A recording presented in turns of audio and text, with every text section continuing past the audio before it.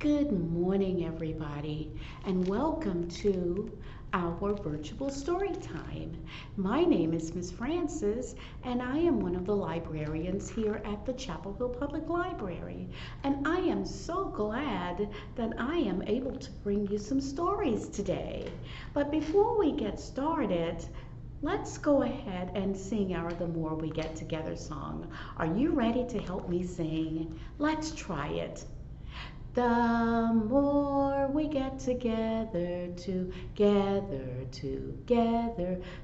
more we get together, the happier we'll be. 'Cause your friends are my friends, and my friends are your friends. The more we get together, the happier we'll be. And I hope that we will get together soon. But until we do, let's go ahead and listen to some fun stories. Now, we have so many good stories here at the library. So the first story I'd like to share with you today is one called The Hug Machine. Now, how many of you like hugs? I do. But what is this little boy hugging? Looks like a mailbox to me. Let's see what's happening in this first story called The Hug Machine. Whoa! Here I come. I am the hug machine. I'm very good at hugging. I'm best at hugging. No one can resist my unbelievable hugging. I am the hug machine. My hugs calm people down. My hugs even cheer them up. They make them go completely nuts. I am the hug machine. I hug everything I see.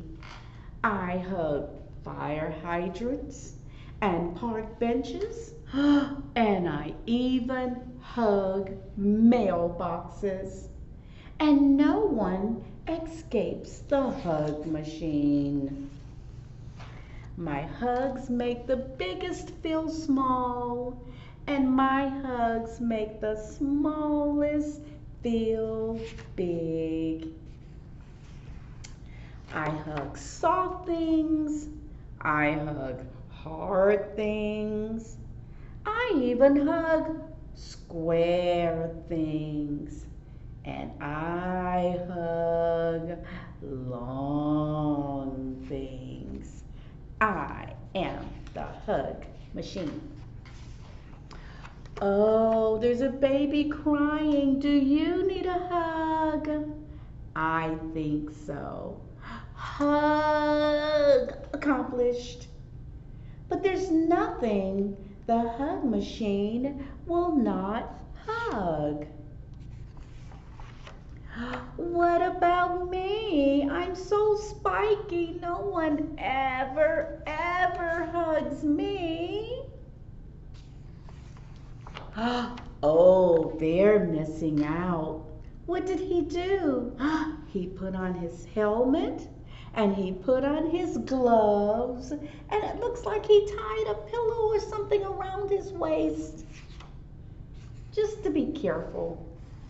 What about me? Surely I'm too big for you to hug.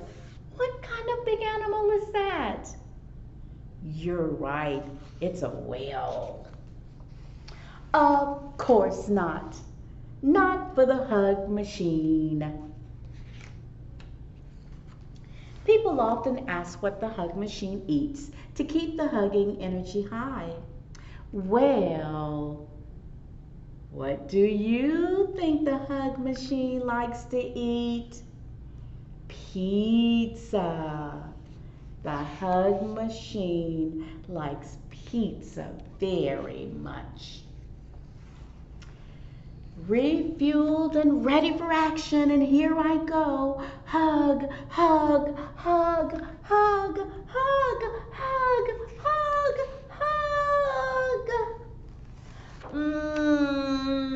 Hug. tiring day of hugging. The hug machine is exhausted. The hug machine can hug no more. Oh, why, yes, you may hug the hug machine because the hug machine is always open for business. And I love the hug machine. So, do you like the hug machine? Do you like to give hugs? This little person does. And that's just a fun book in the library. Now, how many of you have ever gone out with your parents to do shopping for new furniture? Well, you might want to listen to this story because it's called He Came with the Couch. And I wonder who that is that came with the couch. Oh my goodness, this is by David Sloman. And let's see what came with the couch that they bought in this story. Our family needed a new couch. We threw the old one out. And we looked and we looked and we looked, but we could not find a couch that we liked. Oh, by nighttime, all we had found was a tin horn for me and a squeaky bone for Roscoe. And then Dad, skirt, suddenly hit the brakes. Aha, he cried. Guess what? They are at Larry's 24-hour rummage. And it looks like Larry has lots and lots and lots of stuff for sale, even a couch. And we bought that couch, and soon we were heading home with the new couch. What's that back there? I asked. I don't know, said Dad. He came with the couch. What is that funny looking thing? Well, the next morning he was still there, and I gave him some toast and I let him play with Bonnie. I'm Sophie, I told him. Who are you? But he didn't say anything at all. He just sat there. Can we keep him, I asked. No, said Dad. He's got to go. So I tried to get him off the couch, but that wouldn't work. Mom and Dad tried to persuade him to leave, but he wouldn't budge. Maybe he's sick, I said. So they called the doctor. Well, said the doctor, I think it's an acute case of upholsterosis. He needs to get out more. So we took him out. We took him to the Grand Canyon. We took him to the beach. He just sat there. We took him to Washington, D.C., but he never, ever left the couch. And Mom and Dad said, we just have to get used to him. Great, I said. I liked him. And one day, I was up in the tree, and snap! The branch snapped from the tree, and down, down, down I fell. Help! I screamed, and there was a sudden crash. I landed right on the couch, and that couch saved me. That's why we're all so glad that he came with the couch. But it wasn't long before we were off to another rummage sale. What are they going to buy? Let's see. Oh, we bought a chair, and she came with the chair. So if you ever go out and buy some new furniture, make sure there's nothing on there that looks like this little creature. Or maybe he might be a fun thing to have around. But he came with the couch. I like that story. Good job. All right, let's see here. Let's hold those fingers up in the air. Let's touch our head, touch your shoulders, touch your knees, wiggle your ears, and clap your hands. Good job, everybody. Just get those wiggles out. Get your wiggles out. Get up and get your wiggles out. Wiggle, wiggle, wiggle, wiggle, wiggle, wiggle, wiggle, wiggle. All right, let's get ready for another story. And this one's called What the Ladybug Heard. Now we know that ladybugs are teeny tiny little bugs. They don't make a sound. But this little ladybug heard something that was going to happen. Once upon a time, on a farm, there lived a red hen. Let's see, what else was on the farm?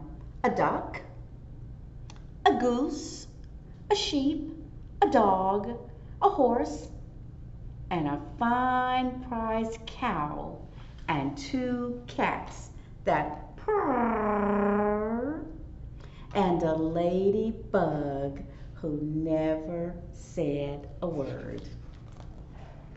And the cow said, moo, and the hen said, cluck, cluck, cluck, cluck, cluck, cluck. Hiss, said the goose, and quack, quack, quack, said the duck. Neigh, said the horse, and the pig went oink, oink, oink. Bah, said the sheep. Woof, woof, said the dog, and the cat went meow. And the ladybug just sat there and never said a word. But the ladybug saw, and the ladybug heard. She saw 2 men and a big black van with a map and a key and a cunning plan. And she heard them whisper, okay, this is how we're going to get that fine prize cow. Oh no, they came to get the cow. Open the gate in the dead of night, past the horse and then turn right. Round the duck pond, past the dog, past the hog. Be careful not to wake the dog. Left past the sheep, then straight ahead and in through the door of the prize cow shed. So they had it all mapped out as to how they were going to get the animal. And then, help, was the ladybug's first word. And gather round were the second and the third. And she told the animals, this is how they're planning on taking the cow. They'll open the gate in the dead of night, past the horse and then turn right. Round the duck pond, past the hog. Be careful not to wake the dog. Left past the sheep and then straight ahead and in through the door of the prize cow shed. And the cow said, moo, and the hen went cluck, and hiss went the goose, and quack went the duck, and neigh went the horse, oink, oink went the hog, and the sheep went bah, and woof, said the dog, and both the cats began to meow. We can't let them take our fine prize cow. But the ladybug told them not to fear, and she whispered her plan in every ear. In the dead of night, the two men, and their names were Hefty Hugh and Lanky Lynn, they opened the gate while the farmers slept, and they tiptoed into the farm as they crept. And then the goose said, "Nay," with all her might, and Lynn said, "That's the horse. We need to turn right." And the dainty dog began to quack. "The duck," said Hugh, "we're right on track." And the cat said, "Oink, oink, oink, oink. There goes the hog. Be careful not to wake the dog." And the red fat hen said, "Baa, baa." The sheep, "We're nearly there," said Lynn. And then the duck on the pond said, "Moo." "Two more steps to go," said Hugh. And they both stepped into the duck's pond, and they went splush. And the farmer woke and said, "My golly gosh." And then he called the cops, and they caught the men, Hefty Hugh and Lanky Lynn. And then the cow said, "Moo." And the hen said, "Cluck, cluck, cluck, cluck." "Hiss," said the goose. And "Quack, quack, quack, quack," said the duck. "Neigh," said the horse. "Oink, oink, oink," said the pig. "Woof, woof," said the dog. And "Baa," said the sheep. And the farmer cheered, and both cats purred. But the ladybug never, ever said a word, because ladybugs are very, very quiet. So if you should happen to see a ladybug, listen carefully to see if you can see or hear that ladybug making a noise. I don't think you will, but that's what the ladybug heard, and she saved the farm. I like that little ladybug. Now, have you ever seen animals walking around with clothes? Maybe a puppy dog in the wintertime when it's cold with the little goat on. Or, let's see, a horse with a blanket thrown over him when it's cold outside. But normally animals don't wear clothes. And let's find out in our next story called "Animals Should Definitely Not Wear Clothing." Why shouldn't animals wear clothing? Because it would be disastrous for a porcupine. And we know that they are very prickly.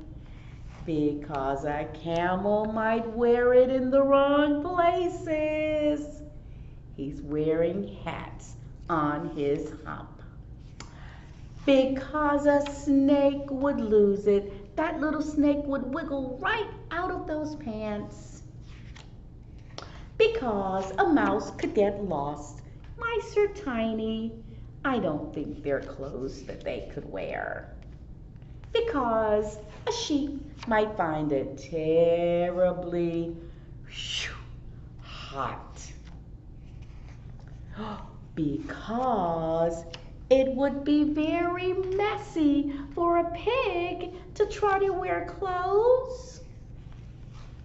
Because it might make life hard for a hen to lay her eggs. Oh no, that looks pretty silly. because a kangaroo would find it quite unnecessary. He already has a pocket. They don't need another pocket. Because a giraffe might look sort of silly with all those ties and a jacket. That does look silly. And because a billy goat would eat it for lunch. Yum, yum. He's eating up his pants. Because it would always be wet on a walrus. He's looking like, I don't like clothes. Because a moose could never manage. He looks like he's having lots of trouble. And because opossums might wear it upside down by mistake. They're hanging upside down with their tails, but their clothes are right side up. And most of all, because it might be very embarrassing to go somewhere and see an animal dressed just like you are. Oh my goodness. So, those are just some of the reasons animals should definitely not wear clothing. And if you like that story by Judy Barrett, there are lots of other fun books about things that animals should and should not do. So I hope that you will get a chance to read some other books about what animals can or cannot do. But some people do like to put clothes on their animals, and that's okay too.